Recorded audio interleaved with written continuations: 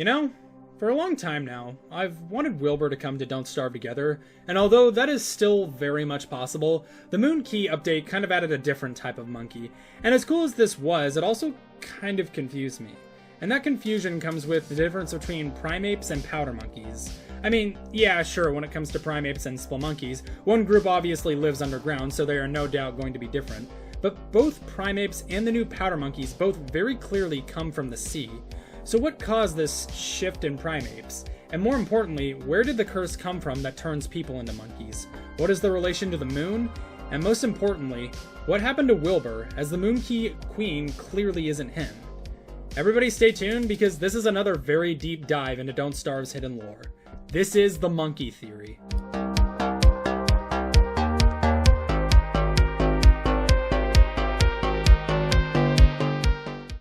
So, theory number 5. This is getting kind of interesting now.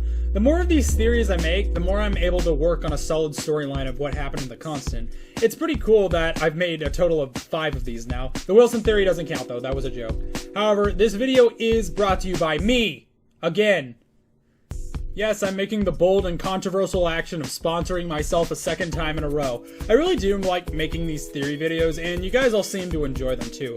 However, they do take up a significantly larger amount of time than most of my other content, and for that I do have a Patreon up now currently with a $1 pledge, and I plan on adding more tiers and privileges in the future. Currently with the $1 subscription, you get early access to all of my videos I haven't released yet. I do occasionally make videos ahead of time, especially if I know I'm going to be busy in the future, which is right now all the time. But with that being said, I will now begin the theory.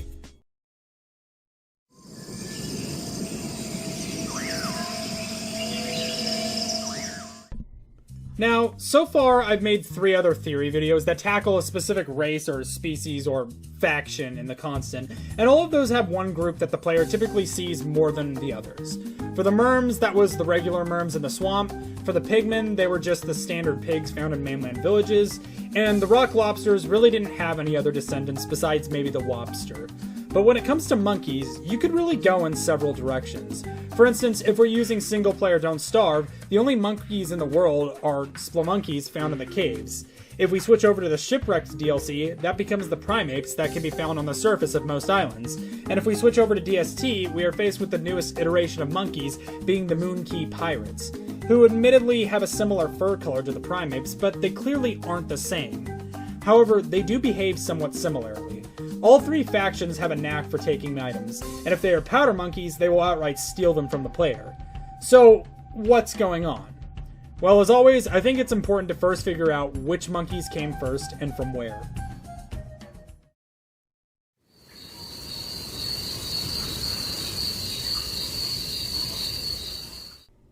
Now, much like the pigs from Hamlet, I found no mention of primeapes, powder monkeys, splumonkeys, spider monkeys, or even remotely monkey-like creatures on the ancient murals. This was not too off-putting, as due to my pig theory, I already knew that this meant monkeys now came at least sometime after the fall of the ancient arthropods. But this became somewhat tricky when you realize there's no mention of monkeys in any Hamlet murals either. And lastly, besides the presence of primeapes in Shipwrecked, there's no sign of any type of ancient monkey culture whatsoever.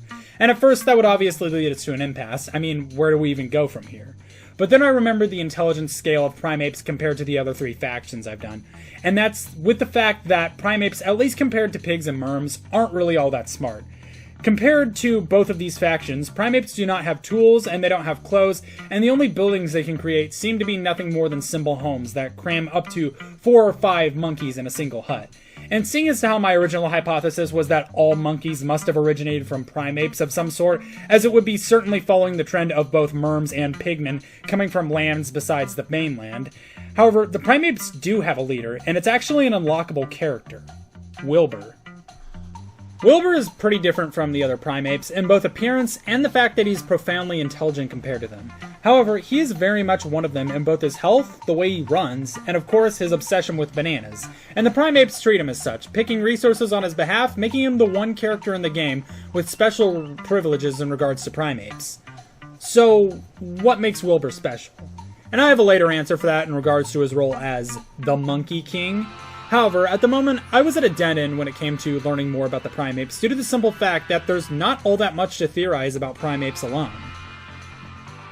But then my investigation quickly went from monkeys to pirates, both historically and literally. I mean, after all now, the most prominent presence of monkeys in the mainland are the New Moon Key pirates, but when it comes to Shipwrecked, there's no prominent pirate faction. There's only a few mobs that can actually even be considered as pirates.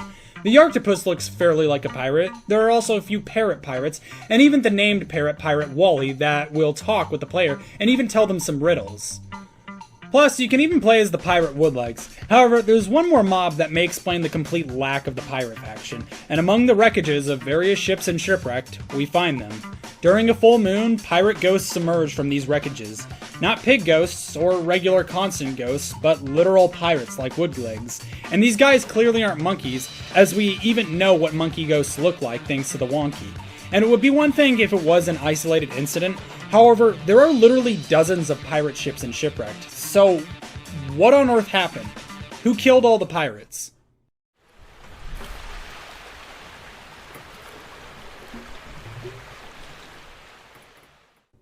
Well, when asking about the pirates and their history, the first person we should go to learn about them is the only currently confirmed human pirate alive, Woodlegs. Now, when we first find Woodlegs, he's not unlocked as a character. As a matter of fact, he's one of the few characters in the game who cannot be unlocked with experience alone. Even more so, he requires the second most complex unlocking process in the entire game, requiring 3 keys and a venture inside of a volcano and to fight a boss, all to unlock his cage to free him. So, who went to this length to lock Woodlegs away, and why? Well, the first culprit is Maxwell, and unfortunately he says something that hints at something more ominous instead of giving us a direct answer. And plus, I just don't think it's him, because although he isn't exactly friendly with pirates, he doesn't really have a hate for them either. Also, Maxwell usually just isn't friendly with anyone. Well, when listening to some of Woodlegs' examination quotes, we learned that Woodlegs did have a proper crew at some point, with examining things like the shell suit, including a first mate named Wild Eye Weston, which he compares to a tiger shark. Also, if his cat cap examination is to be taken literally, Woodlegs' crewmates could very much still be around. Woodlegs even considers Packin' Baggins to be his mate as well. Woodlegs also makes a comment about mermaids when examining plans, but I didn't find any other instances of this, so he may just be using pirate lingo for the sake of using pirate lingo, as he's supposedly also been in contact with a witch doctor, a wizard, and also makes references to present-day real-world items, such as the black market. In other words, Woodlegs' whole story appears to be kind of all over the place. Though, since he's also shown that he has had experience with nightmare fuel and enjoys nightmare-like clothing, there's also a possibility that he's on some strange forbidden knowledge trip. However, I think we can come to a minor conclusion with what was learned, and that is that Woodlegs' crew may not have been entirely human. He seems to be perfectly comfortable befriending creatures like Glommer, Packham, and the Yarctopus, and it's not unlike creatures of different species to work together in the Constant, though it also isn't unlikely that other characters will befriend these creatures as well. Now, we still don't know who offed the pirates, considering Woodlegs didn't exactly give us any leads on his own, but I think there is actually something we can figure out based on the location of the ship graveyards. So here's my theory.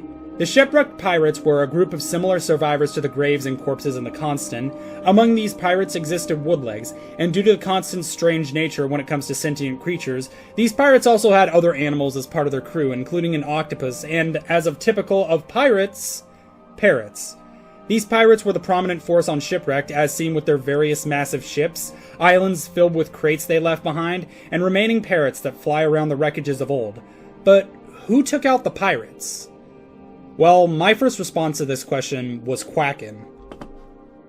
Think about it. The way you actually spawn Quacken is only in the deep ocean in the ship graveyards, the same place where the pirate ghosts spawn. And some might be saying, oh, the Quacken killed the pirates, but the Quacken is a complete pushover in the game, probably the easiest boss in Shipwrecked. But then again, you're fighting Quacken in a small rowboat-sized craft. The wrecked ships we see are much larger, and in turn something that couldn't hope to dodge and easily kill Quacken like we do.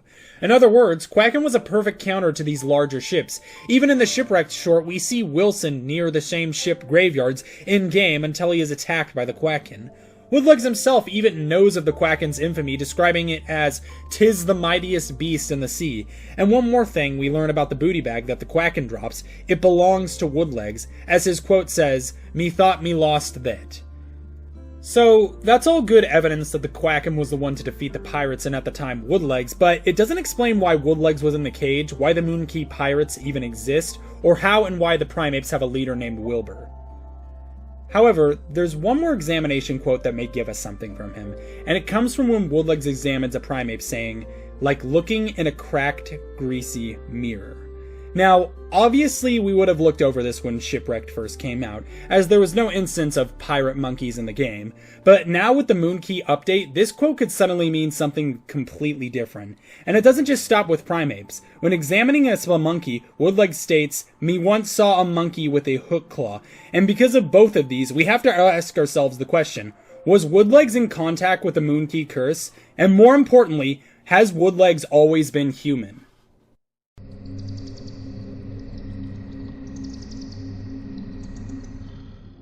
So, to start out with the Moonkey curse, we first have to ask ourselves the question, where did the Moonkey monkeys even come from? And ironically enough, the Moonkey trailer practically gives us the answer dead on. They came from a portal made by Wagstaff. Wagstaff starts an experiment on an island, it causes an explosion, and then the purple portal it created starts leaking out some kind of yellow fluid. Cut to a few days later, and suddenly there are monkey pirates that the portal created. We actually know outright that the portal is what's creating the monkeys, as it literally spawns monkeys and the monkey-related items on the island. So, what did Wagstaff do in specific that caused monkeys to spawn from the portal? Now, unfortunately, we don't know too much about Wagstaff, other than he's the genius inventor mastermind behind not only the Voxophone, but various other items including WX-78. We can also assume that, thanks to the Wilson short, he didn't succeed with his previous portal and whatever it was meant to accomplish. However, there is one hint that might link Wagstaff to this little incident even more, and that is in WX-78's short. We see one of the robot's flashbacks hanging from a cage in the back corner, and we see a monkey. This is obviously not a pirate monkey, but we also know from Weber's short that Wagstaff does have access to creatures from the Constant. I hear a lot of talk in my monster meat theory about how Weber was a kid that was instead consumed by monster meat instead of a kid consuming monster meat, but this is why I specifically left Weber out of that video. How Weber became a half spider is due to the fact that when he pushed over an invention from said spider in it, it lunged at him, binding the two together with the same purple energy we see from the unnatural portal. And who gave Weatherfather that invention? That's right, Wagstaff. So here's my theory. Wagstaff was indeed trying to create a portal back to either the real world or to one of his other bases in the Constant, and in doing so, when the portal malfunctioned, it caused a sort of mutagenic effect to anything that passes through it. This led to the various mutated resources, including banana bushes. Several characters even remark about banana bushes and how, after knowing the rules of the Constant, that's rather weird for bananas to grow somewhere that isn't in the caves. Now, I had a sub-point about the Moonkey that I felt needed to mention in regards to Woodlegs working with them, and that is from an old examination quote Woodlegs had with a parrot pirate saying to it, "Ach, that's me, Polly," signaling that Woodlegs had a parrot in his past that he named Polly. My correlation to it and Moonkey is when a primate is killed, it drops the recipe to build a hat known as Polly Rogers hat, and when worn, it causes a small bird known as Polly Rogers to come down and collect resources on the player's behalf. I saw this as even more evidence that Woodlegs has at the very least been around the Moonkey if they both know a parrot named Polly. However, I partially axed this point from my conclusion, as this examination quote was changed to, "Ye's a pretty smart bird."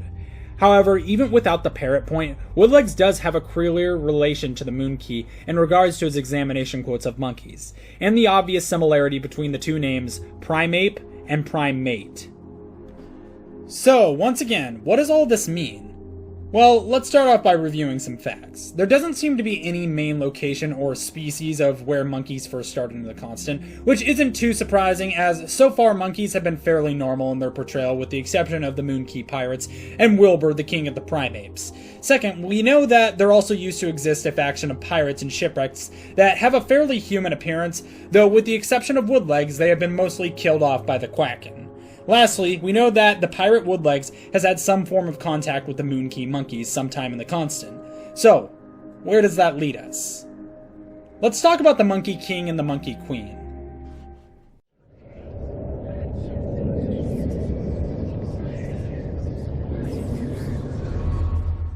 Well, the most logical conclusion I would then go to would be to see what Wilbur and Moonkey's opinions are of each other. However, I can't do that normally because 1. Wilbur is in Shipwrecked single player Don't Starve, and Monkey Queen is only in DST. Secondly, Wilbur has almost no actual examination quotes, which makes it very hard to theorize on what exactly is going on in Wilbur's mind. However, I actually have something that might be even better than a quote to theorize on.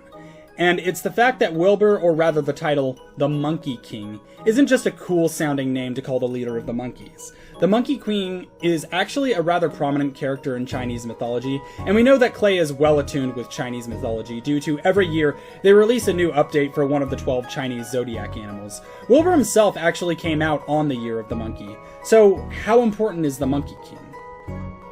The Monkey King, or Sun Wukong as he is named, is not only the most powerful being in Chinese mythology with the exception of Buddha himself, but he is actually one of the most powerful beings in existence, due to his exploits allowing him to repeatedly achieve immortality several times. His story starts on an island off the coast of China, where he became king of all the other monkeys, though this realization of his and his monkey friends' mortality set off to go find the secrets of immortality himself. His various exploits included training with the monks, erasing his name from the Book of Mortality, and eating immortality peaches. This caused the Monkey King to become so exponentially powerful, able to defeat an entire 100,000-man army in heaven, all the constellations, any and all demons that tried to come after him or his monkey subjects, and even frighten the Jade Emperor. Okay, so Wilbur may be a reference to an exponentially powerful god, but what about the Monkey Queen? Well, she's a bit more complicated, and that's due to the simple fact that it's hard to pinpoint who exactly she is supposed to be a reference to. Well, when I went searching for a relation to the Monkey Queen, my results were Dungeons & Dragons character art, fight scenes from the Monkey King movie, a Japanese macaque becoming the queen of a 600 large monkey troop. I also got a consistently result for this really fucking creepy Jungle Book cartoon iteration. I did find 2 actual real-world examples of accomplished female pirates though, Grace O'Malley, an Irish woman, and Zheng Yi Sao, a Chinese woman. But needless to say, these results alone didn't get me anywhere. And the examinations alone aren't really all that much to go off of either. However, Monkey Queen might actually not be any of these results, and may actually be a character in the Monkey King's storyline.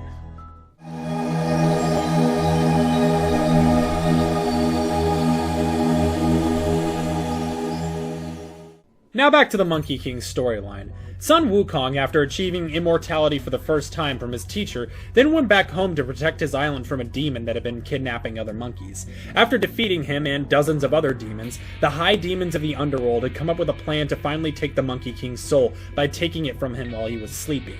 Unfortunately for the demons, Wukong woke up in the underworld while they were in the process of doing so and proceeded to go on a rampage.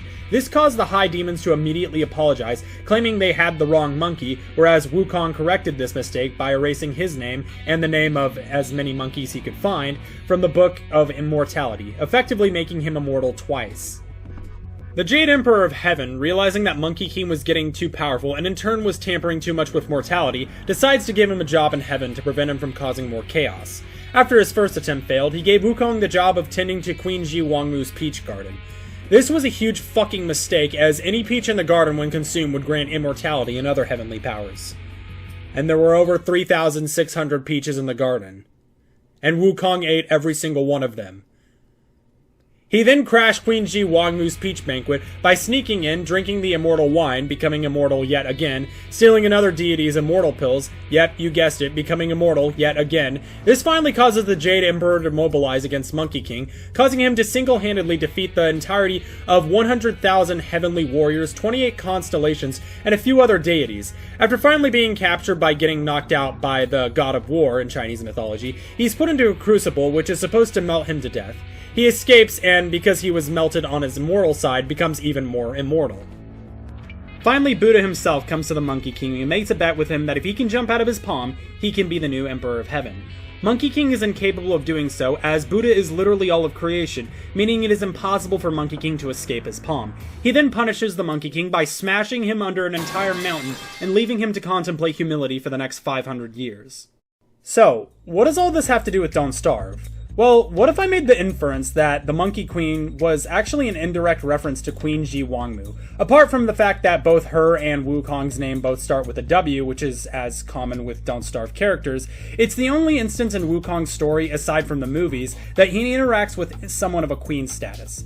And although I'm not certain of what went down between Monkey Queen and Wilbur, especially considering time as a whole is fairly volatile on the constant, we can assume it led to similar consequences for Wilbur, as when we first find Wilbur, he's a complete wreck, just sitting on a raft waiting to be rescued. As for what happened in specific, our examination quotes once again don't lead us anywhere in specific. Maxwell deciding once again to be ominous with his quote, "Guess there's no sending you back now." Therefore, I am led to believe that it is the Moon Key that put Wilbur into the position he is in. And you might be saying, well, isn't it Wagstaff's portal that created the Moon Key monkeys? And my response to that would be, but remember, the portal doesn't just create these creatures out of thin air. I think. And instead, it mutates creatures before sending them back through the portal. So we have to ask ourselves, where did this portal lead from? We know that Wagstaff, for whatever reason, has a monkey in a cage back at one of his bases, but we also know, due to Weber, that via the combination mutation the creatures go through, they largely maintain their previous coloration, and this monkey doesn't look like the powdermonkeys or the Primeapes. If anything, he actually looks a lot like Wilbur. So, where? And it took me a while to figure it out, but then I realized the answer was right in front of me the whole time. The pirates and the Primeapes, the Spider and Weber. Both of them were binded by Wagstaff's creation. It's like what Walter said, they aren't pirates cursed to be monkeys, they are monkeys cursed to be pirates. But how would both the monkeys and pirate remains come in contact with the portals? Well, there's two anomalies that can explain it. Both the mist on the edges of the Shipwrecked map and the electric isosceles located throughout the world. Wagstaff questions both of these, whether the isosceles works on electrostatic energy, and when in the fog, that he doesn't know what forces are at work. Something that would throw off an invention powered by electricity when it arrives. So here's my theory. Wilbur, Monkey Queen, and at the time the Primeapes were basking in the Shipwrecked world after the fall of the pirates when one of these portals opened near them. The purple mutagenic energy radiating off this portal started affecting not only Wilbur's monkey subjects, but potentially other animals such as wild boars, causing them to mutate into the creatures we see in Moon Key.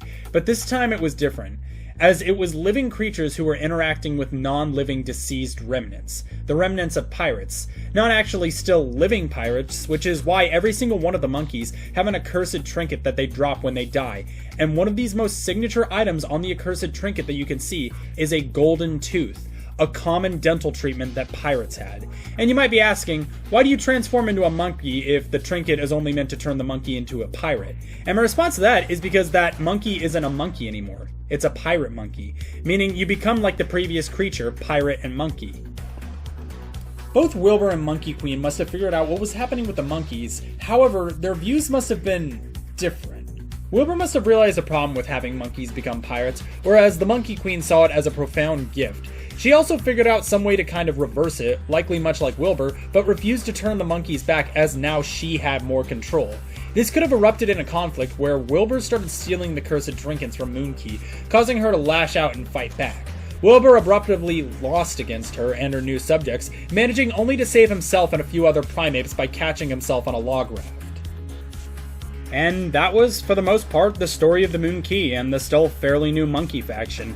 The Monkey Queen using the turmoil as an opportunity to seize control of the new monkeys, and how now she controls the Primeapes under the idea that she's just a mischievous monkey, just like the rest, but in reality she is in control. Wait, hang on a minute. This still doesn't explain how Woodlegs knows the Moon Key, or why Woodlegs was in a cage, and it still doesn't explain Wilbur's superiority.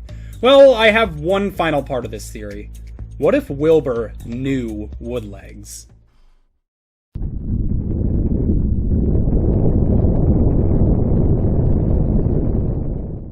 Okay, so far we have almost everything. We know, or at least can infer, that Woodlegs was the captain of one of the shipwrecked pirate crews a while before they were wiped out largely due to the Quacken. We can infer that the Moon Key monkeys are a combination of the Primeapes of Shipwrecked, mutated to be similar to pirates via their accursed trinket, and we know that the causation of this mutation is likely Wagstaff's fault due to his intermeddling with portals and gateways to other dimensions of the Constant. And lastly, we know at some point in time, Woodlegs was either one of or against the pirates of Moon Key, potentially both. So, why was Woodlegs in a cage? And just as importantly, are Woodlegs and Wilbur heroes or villains? and my first response to why Woodlegs was in the cage is that the moon key threw him in there, but then I thought about it some more. Every single one of Woodlegs' keys is pirate-themed to some extent, and every single one would have some implication of Woodlegs' past. It does make sense for the Quacken to have one, seeing as how she was the one that destroyed most of the pirates to begin with. However, both the Yarktopus and the Watery Graves also have one. So, why would two of Woodlegs' subordinates, one of them dead, have keys to his cage? So here's my theory.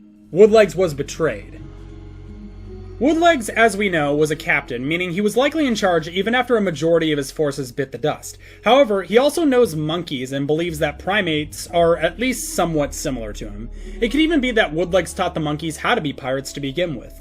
Woodlegs, on top of these things, has consistent knowledge of nightmare fuel, and even feels comfort in wearing stuff such as nightmare armor or using night swords.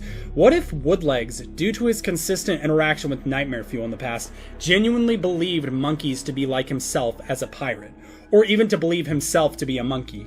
This would explain why he both considers himself to look like a monkey somewhat, and knows of monkeys with hooked claws. And on top of this, Woodlegs is a really good pirate. Too good. In Woodlegs' teachings of the new pirate monkeys, he may have taught them too well, and paid for it by betrayal of the new pirate queen. Monkey Queen. Of course, she didn't kill him. They still have much to learn about pirating, after all. However, she wants to make sure that he never threatens her leadership again, so she made sure to keep him locked up heavily in that volcano. And that is the exact reason why Wilbur wants to free Woodlegs. How am I so sure Wilbur knows Woodlegs, let alone wants to free him? Well, when Shipwrecked was first released and getting updates in 2015 to 2016, all 4 of the characters received their own update posters. The name of Wilbur's update is Wilbur versus the Volcano. If Wilbur was not specifically going up against the volcano or interacting with it in some way, they wouldn't have named the update this. They would have just called it something along the lines of Krakatoa or the Volcano. As a matter of fact, Wilbur is the only character of the 4 Shipwrecked characters that had their name in the title of the update. And not even a month later, Woodlegs' update came out too, where he was put inside the volcano as an unlockable character. Woodlegs might not know Wilbur, but Wilbur very much knows Woodlegs and wants to save him in order to stop the new pirate monkeys. But one more time, who is Wilbur, really?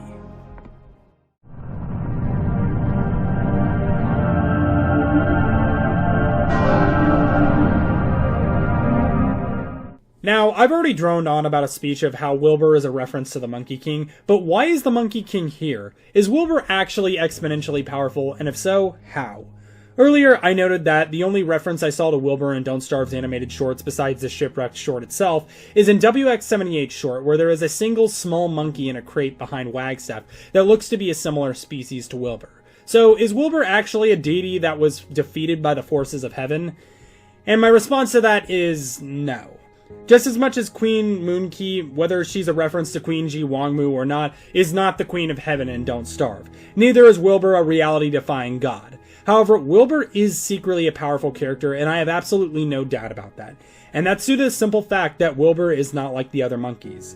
Just like Wilbur isn't like the other pigs, Wirt isn't like the other merms, and Weber isn't like the other spiders. Wilbur is smart. And I've split this into 2 possible conclusions about Wilbur's origin. The first conclusion is that Wilbur is simply unique in his upbringing into the Constant. Going back to Sun Wukong, the Monkey King's origin, he was actually born from a stone on a mountainous island that had absorbed various magical elements over the years, making Wukong magic in origin. Wukong's birthright is actually most likely what made him so special, and why he was able to excel far beyond any other monkey on the island of flowers and fruit. So it could be very well that Wilbur was born on Shipwrecked with the powers of the Constant influencing his birth to be of exponential power. But we remember also that Wilbur doesn't have exponential power. Yet. Conclusion number 2. You know that monkey in a cage who I keep referring to when I mention Wilbur? What if when making one of Wagstaff's portals, this monkey was sucked into the portal as well, and given what we know happens to creatures when they get sucked into portals that produce purple energy, Wilbur became crossed with a human to some extent, and that's how he made it to the Constant. And looking through this, both of these conclusions could actually be possible at once, as the monkey in the cage does look relatively young. So perhaps Wilbur was transported into the Constant at a young age, and in his time there, he became king of the Primeapes. But there's one final piece of evidence that I have to say about Wilbur, and once again, it comes from Wukong's story. I told you the part about Buddha crushing Monkey King under a mountain for 500 years, but I didn't tell you how he got out. Well, as the mythology goes, Tang Sanzang, a monk completing a journey to the west, came across the Monkey King, who the gods explained that he would be able to lend his assistance in protecting him from demons given how powerful he is. During his journey, the Monkey King learns about humility, discipline, and honor, and essentially becomes a force truly dedicated to good. However, what's important is when Wukong was first freed, he was freed with a magical crown that is affixed to his head that can't be removed. That would allow the monk to control him, given he went back to his rowdy tendencies. And what do players do when they first unlock Wilbur and don't start Shipwrecked? They are seen bringing him a crown before he teleports away and is able to be played as. So regardless of whether or not he is a magical superpower in the constant, or he's a genetic mutation caused by Wagstaff, the symbolism is there and everybody remarks on his regal appearance. Whether Wilbur actually will save Woodlegs and become a force for good in the constant, as now, with the crown, Wilbur is free and in the constant ready to confront Moonkey. Or if the Monkey Queen turns out to be a force for good as well in the future, and Wilbur turns out to have been a bad character turned good, and whether or not Woodlegs will help him on his journey, we will only know for sure when we see them both again, and that is the monkey theory. Yeah, but it still hurts. Oh yes, the past can hurt. But the way I see it, you can either run from it, or learn from it. So, that's the monkey theory. A story about how an orphaned lab monkey with a bleak future was caught in the blast of an experiment, and not only distilled with newfound knowledge, was taken to a land where he could be with monkeys similar to himself, and eventually become king due to his intelligence and cunning. A story of how a faction of pirate culture-esque people used to live and coexist with creatures on the landscape of Shipwrecked, but were wiped out by a vile and insidious leviathan creature known as the Quacken, leaving only their ghostly remains behind. And a story of how these two groups collided and ultimately brought out a new threat, being the Moon Key of the mainland, led by a new queen. And you might have another question for me, and that is, well, what about the splumonkeys? I barely even talked about them, and this wouldn't explain what happens to them in the caves. And my response to that is, oh, does it? Remember how I mentioned Woodlegs was likely a member of the Moon Key and also had interactions with Nightmare Fuel? I can't say for certain if he was the one to bring the monkeys to the caves, but the shoe certainly fits. As we know, when it comes to people who use Nightmare Fuel, the results always seem to get crazy, and splumonkeys are no exception. But, given the current stance in DST and the presence of the new wonky pseudo-character, we don't actually know where Wilbur is, what he's planning, and when we will ever see him again. Though, we also don't entirely know the Moon Key's intentions. After all, Wagstaff may have brought them to the mainland by mistake, but what type of stance they have in the constant is yet to be determined. However, we do know that when Wilbur returns, if ever, and his path collides with the Moon Keys once again, it will certainly be a momentous occasion.